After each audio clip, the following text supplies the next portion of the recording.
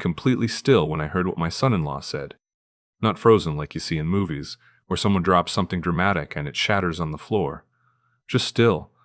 The kind of still where your body knows before your brain does that something has shifted permanently and there's no shifting it back. Let me back up. My name is Leonard. No, wait, that's not right. I'm getting ahead of myself. 58 years old, retired mechanical engineer from Dayton, Ohio. 2 bad knees, 1 good dog named Biscuit, and until 8 months ago, a wife I had loved for 31 years. Carol passed in February, pancreatic cancer. From diagnosis to gone was 4 months. And I want you to understand what that means. It means that in the time most people spend debating whether to repaint their living room, I went from "she seems tired lately" to standing in the cold at a cemetery in my good black coat, holding a folded program with her face on it. Her name was Carol Ann. She taught 2nd grade for 26 years. She made the best pot roast in the county, and she always smelled like lavender, even at the end. I kept the house. Our son Dylan, 29 years old, married to a woman named Petra, lived about 40 minutes north in Springboro.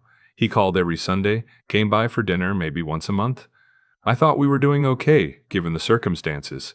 Grief is strange. It sits differently in different people. What I didn't know was that Dylan had been coming by the house more than I realized. The first time I noticed something was off was in late April. I'd been slowly going through Carol's things, not clearing them out, just organizing. Her closet still smelled like her.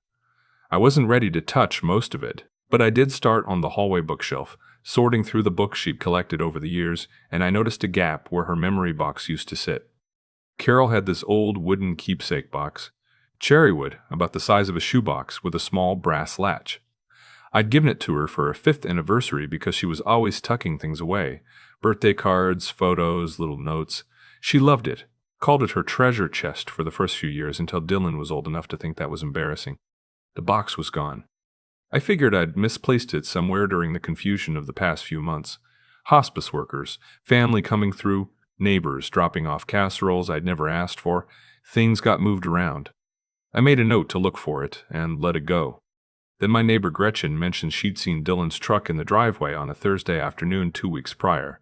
A Thursday I'd been at my cardiologist appointment. I called Dylan that evening, asked if he'd stop by. "Oh yeah," he said, "casual as anything. I was in the area, wanted to grab a few things of Mom's, sentimental stuff, didn't want to bother you." "What things?" I asked. "Just some small stuff, Dad. Nothing major." I didn't push. I should have pushed. But grief makes you tired in ways that are hard to explain to people who haven't lived it. And I was tired. 2 weeks after that, I got a call from a number I didn't recognize. A 933-7 area code, local. I almost let it go to voicemail. "Is this Leonard Harmon?" the man on the other end asked. "It is." "Mr. Harmon, my name is Clifton Webb. I run Webb's Antiques and Resale out on Wilmington Pike. I'm sorry to bother you, but I think you need to come in. We have something here that, well, I'd rather show you in person." I asked him what it was. There was a pause. "A cherrywood keepsake box," he said, "brass latch, and what was inside it." I sat down on the kitchen chair. Biscuit came over and put his head on my knee. "What was inside it?" I asked. "Sir," he said quietly, "I think you need to come see for yourself." I drove to Webb's Antiques the next morning. It was one of those overcast Ohio spring days where the sky can't decide if it wants to rain or not. Just hangs there gray and non-committal. Clifton Webb turned out to be a heavy-set man in his 60s, with reading glasses pushed up on his forehead, and the kind of careful voice that people use when they're trying not to make things worse than they already are. He brought me into the back of the shop, past shelves of old milk glass and framed prints and furniture that had outlived everyone who'd owned it. The box was sitting on a workbench under a fluorescent light. It was Carol's. I'd have known it anywhere. "Your son brought it in about 3 weeks ago," Clifton said. "Sold it outright, along with a few other items. Vintage jewelry, some silver frames. Got about $420 total. $420. 31 years. 2 kids. Dylan and his sister Marcy, who lives in Phoenix and cried for an entire week when her mother passed. And he'd sold her memory box for part of $420. "I almost just resold it," Clifton said. He was looking at the box, not at me. Had it priced up and everything. But then one of my guys was cleaning it, and he noticed the bottom felt funny. Lifted it out, and he opened the box, lifted the velvet-lined insert from the bottom. Underneath was a false floor, about half an inch deep, and inside that space were two things: a small brass key on a faded ribbon and a bundle of envelopes tied with kitchen twine. Maybe 15 or 20 of them. I stared at them for a long moment. "We didn't open the letters," Clifton said quickly. "That didn't feel right. But the key, it looks like it might go to a safe deposit box, standard bank size." I picked up the bundle. The envelopes were old, the kind of old where the paper has gone slightly ivory at the edges, no addresses on the outside, just names. The top one said, "For Leonard, when the time is right." My hands were steadier than they had any right to be. I took the box.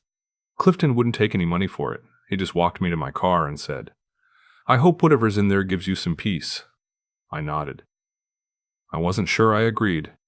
I sat in my car in the parking lot for 20 minutes before I drove home. I put the box on the kitchen table, and I made a pot of coffee, and I let Biscuit out into the yard, and I stood at the window watching him sniff around the fence line for a while. Sometimes you need to do normal things before you can face the abnormal ones. Then I sat down, and I opened the first letter. "For Leonard, when the time is right." Her handwriting. I would have known it even if she'd written it underwater. "I don't know when you'll read this, or if you ever will. I've been carrying something for a long time, and I'm not brave enough to say it out loud. But I think you deserve to know, because you are the best man I've ever known, and what I did was not worthy of you." My coffee went cold. I read slowly. She'd written the letter in pieces. You could tell because the handwriting shifted slightly, the way it does when days pass between sessions. She told me about a conference she'd attended in Columbus 9 years into our marriage, an educational symposium, the kind she went to every few years for professional development. She'd met a man there, a school administrator from a district up near Cleveland. His name wasn't important, she wrote. She'd deliberately left it out, and I understood why later. It wasn't a long affair. 3 months, she wrote. Then she ended it.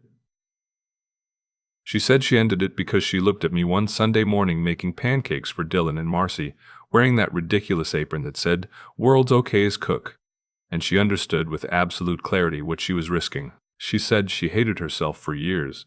She said she went to confession, which surprised me because Carol hadn't been to church regularly since before we got married. She said she had never told anyone, not her sister, not her therapist, no one. And she said, "Dylan doesn't know about this. I want to make sure you know that. He is yours. I had a test done without telling you. I couldn't live with the uncertainty, and I have the results, and there was never any doubt. He is yours completely. The key in this box opens a safe deposit box at Fifth Third Bank on Wilmington Pike, branch 112. I put everything there, the test results, and everything else you need to know about where I went wrong and why." I put the letter down. I looked out the back window. Biscuit was sitting in the middle of the yard, staring at a squirrel that was very clearly not going to come any closer. I sat with it for a while. That's the only way I can describe it. I just sat with it.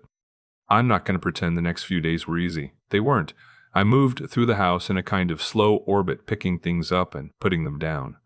I ate cereal for dinner twice. I called Marcy and talked to her for an hour and a half without telling her any of it. Just needed to hear her voice, I guess. I thought about Carol constantly. Not the Carol at the end, fragile and yellowed in the hospital bed. The Carol from the middle, from the years when we were just living. The one who came to every one of my company holiday parties and made friends with everyone inside of 10 minutes, who taught Marcy to drive on a Sunday morning in an empty school parking lot, who used to fall asleep on the couch watching nature documentaries and then deny it completely the next day. And I thought about whether this changed who she was. That's the question, isn't it? Does a thing like this, 3 months, 22 years ago, does it overwrite everything else? I don't think it does. I really don't. But I'd be lying if I said it didn't shift something. Like a photograph that's slightly off-center. The image is the same, but it doesn't quite sit right in the frame anymore. On the 4th day, I went to the bank. The safe deposit box was right where she said it would be. It took me 20 minutes to explain the situation to the branch manager, that my wife had passed, that I hadn't known about the box, that I had the key. She was patient and professional, and got me squared away with the right forms, and then I sat in a small private room with the box open in front of me. Inside, the paternity test. A sealed lab report from a private genetics company, dated 23 years ago. Dylan's name. My name. The other man's name, which I finally saw, and which I immediately forgot on purpose. Results: 99.97% probability of paternity. Leonard Harmon is the biological father. I held that piece of paper until my fingers left impressions in the edges. There were also 6 more letters. Not to me. These were to the other man. Copies she'd kept, apparently. I recognized that Carol had been thorough, the way she was thorough about everything. Her lesson plans, her grocery lists, her yearly tax folders. She had kept evidence of her own wrongdoing with the same meticulous care she'd applied to everything else in her life. I read 2 of the letters. Then I stopped. Not because they destroyed me, but because they were hers, and they were private, and they were over, and she was gone. I folded them carefully and put them back. I drove home with the test results in my jacket pocket. Here's what I knew by the time I got home. My wife had made a terrible mistake. She had spent 22 years living with it, apparently in genuine remorse.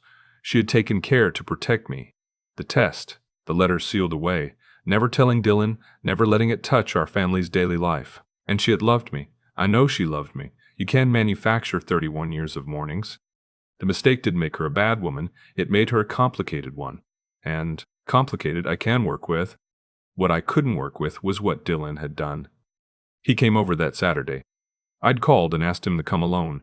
Not Petra, just him. He pulled into the driveway in that truck I'd helped him make the down payment on, and he walked in through the back door the way he had his whole life, and he sat down at the kitchen table across from me. The cherrywood box was sitting between us. He went still when he saw it. "You know what this is," I said. It wasn't a question. He took a breath. "Dad." "Don't," I said, not loud, just firm. "Don't start with an explanation. I want to know first. I want to hear you say it." He listed the table. 29 years old, and he looked about 12. I took it. I sold it. I needed the money. "For what?" Another breath. "Peter and I are going on a cruise for our anniversary. We're a little behind on some payments, and I didn't want to. I didn't think you'd notice for a while, and I figured it was just an old box." Just an old box. I didn't know what was in it, Dad. "But you knew it was your mother's." He didn't answer. "You knew it was your mother's," I said again, "and she's been gone for 3 months. The silence in that kitchen was something you could have measured. The man at the antique store found a false bottom," I said. "He called me. He's a decent man who understood that some things shouldn't just get resold, even when he could have just resold them." The alarm looked up. "There were letters inside," I said, "and the key." I watched his face. He genuinely didn't know. I could see it. He hadn't looked inside, hadn't noticed the weight difference, had just grabbed it as a saleable item in his mother's house and turned it into $400 toward a cruise. The grief of that, honestly, was almost worse than the letters. "Your mother had something she'd been holding on to for a long time," I said. "Something that was hers to hold and hers to give. She chose to give it to me, eventually. And you almost took that from me forever." "Dad, I didn't know." "I know you didn't know. That's almost the whole point." I pushed my chair back. "You didn't know because you didn't stop to ask. You didn't call me. You didn't wonder. You just took." He was crying by then. Dylan cries the same way he did when he was 7, chin down, jaw tight, like he's trying to contain it physically, and it doesn't work. "I'm sorry," he said. "It came out rough." "I know you are." What was in the letters? Are you okay?" I thought about how to answer that. "I will be," I said finally, "but not because of anything you did." I asked him to leave. "Not forever.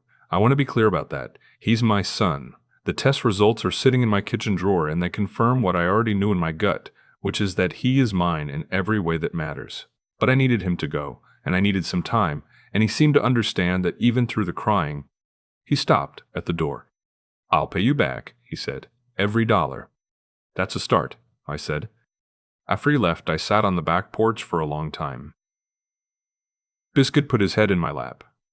The sun was doing something decent with the clouds out past the back fence, going orange and pink the way Ohio sunsets do in late spring when the weather can't commit. I thought about Carol.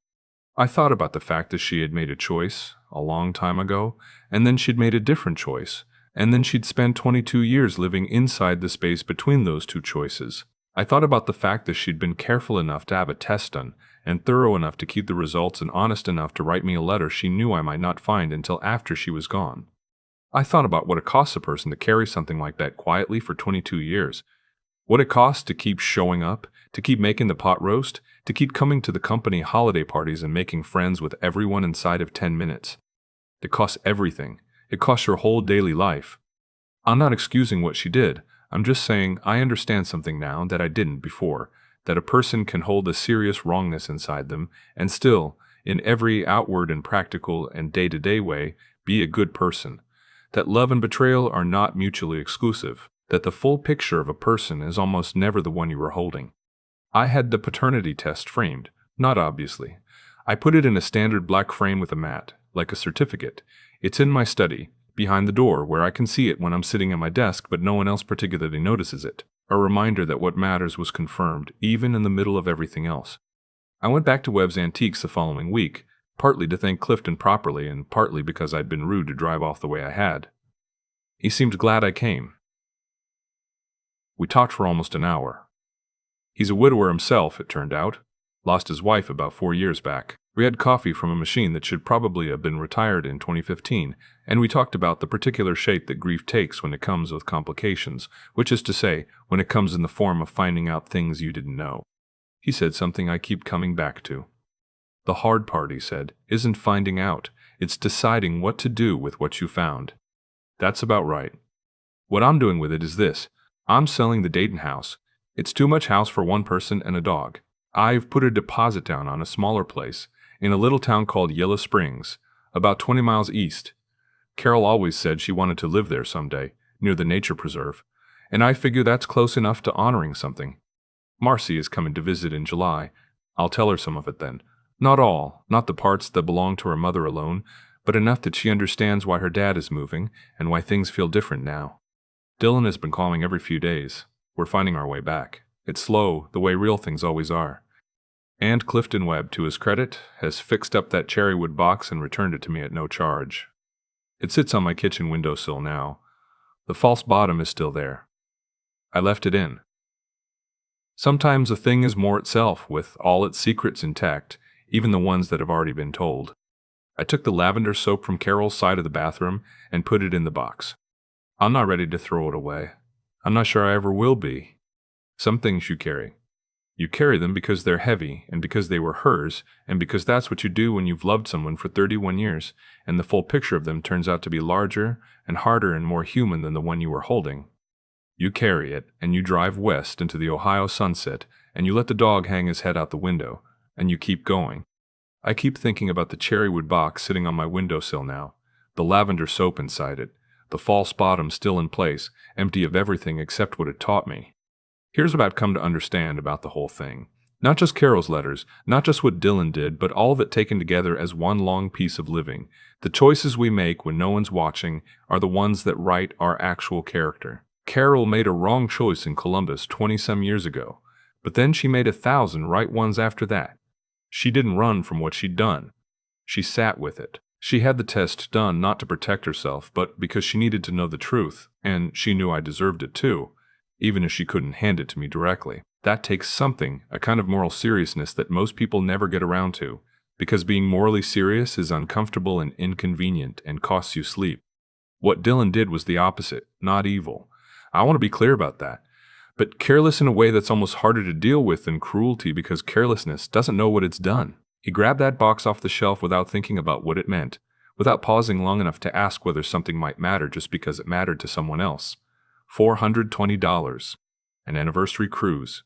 His mother dead 3 months. The consequence of that carelessness was that he almost destroyed something irreplaceable. Not the box itself, but the message inside it. The thing Carol had spent years working up the courage to say. And that's how it works, I've found. We don't usually lose the important things to catastrophe. We lose them to inattention, to the small thoughtless moments that we talk ourselves into believing don't count. What saved it was Clifton Webb, a man I'd never met, running an antique shop on Wilmington Pike, who noticed that a box felt wrong and decided that mattered. He could have resold it and pocketed the difference and gone home for dinner and never thought about it again. Instead, he made a phone call. That's the whole of it. He just made a phone call. But it came from something real inside him, some bedrock sense that you don't profit off of other people's grief when you can help it. I've been trying to build more of that into my own days. Not grand gestures, just the small decisions to stop and ask whether something matters before I act. To think about the people on the other side of my choices, Carol modeled it imperfectly, the way all of us model everything imperfectly. But she tried. She kept trying for 31 years. That's the part I'm holding on to, not the 3 months in Columbus. The 31 years of trying. I'm moving to Yellow Springs in the fall. New house, smaller. Biscuit already seems to sense something's changing. He's been following me from room to room more than usual, which is saying something since he already followed me everywhere. Dylan's been calling. Marcy's coming in July. Life is reassembling itself the way it always does, slowly and without asking your permission. I don't know what I expected to find at the bottom of that box. I don't think I expected anything. But what I found was a clearer picture of the woman I married, and a clearer picture of myself, of what I'm made of when things get hard, of whether I'm the kind of man who can hold something complicated and still keep moving. I think I am. I think Carol believed I was, which is why she left the box where I could find it. That's enough for me. That's more than enough.